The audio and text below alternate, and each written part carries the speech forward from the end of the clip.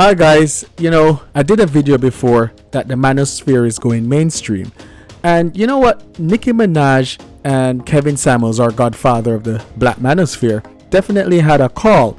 I found it very interesting. I mean, you guys got to go listen to it. Where she asked him to rate her. That was cringeworthy. You know what's funny?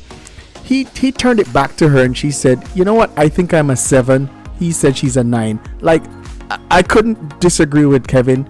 She's definitely a 9, beautiful Trinidadian, and you can see that Nicki is from, you can see that she is mixed. You can see that strong Indian influence, and if you know Trinidad's almost 50% Indian, 50% black. So Nicki, you're a beautiful girl, no problem with that. Now Nicki has been making her rounds to several people because album dropping, all of that stuff. So Kevin is not special in the sense that she dropped in on him specially. As you can see, she's been making rounds. She even had had one of those rounds with one of those Jamaican sounding UK guys, and that was raunchy. I can't put that stuff on the channel because they were talking about things that I don't want to get into 18 plus stuff. So Nicki has been having several different type of conversations around there. Now, what's important is she had a message for the women, which is quite important. She was telling women to level up, stop looking at what black men are doing, and get yourself in there. And she felt that a lot of women were demoralized because a lot of black men are going out and dating other women. And what's funny about this is I've seen it too. I've seen that an older generation of black men are on YouTube especially are bitter. And they definitely sound angry and bitter, and these are the guys who love to drop the term bitch and hoe and all of that stuff, and you can see someone hurt them.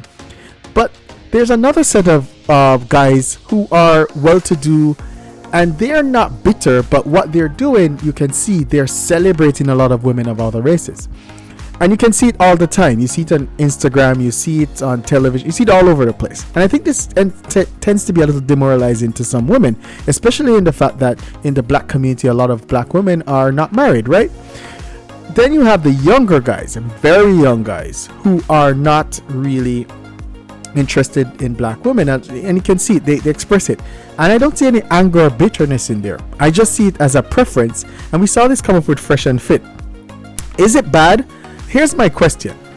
If a lot of these young men grew up with their mothers who, if they're single mothers, tended to black single mothers, and when they came of age, they decided that they had a preference outside of the race, something is wrong. And, we need to look into where that is. I actually don't care who anyone dates, but I don't want black women to be demoralized by the fact that a lot of well-to-do guys are looking outwards.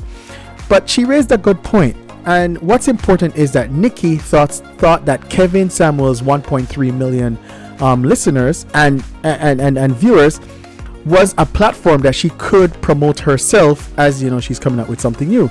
But what's also important is that she knew that his reach is not just at 1.3 million, because there's a lot more hate watchers who will do videos on it. Now, I don't agree with Kevin Samuels in humbling women. I don't. But I think that what he's saying is very true, that the standards that some people set are not rational. But at the same time, I think the other message that he's trying to push, which is not loudly said enough, is men need to level up. People have to become high value men or positive contributors, and that's the message that I don't think a lot of people get, because women are not going to change themselves or fix up themselves for a broke man. It's just not going to happen. But great, the black manosphere is going places, mainstream. Thanks guys.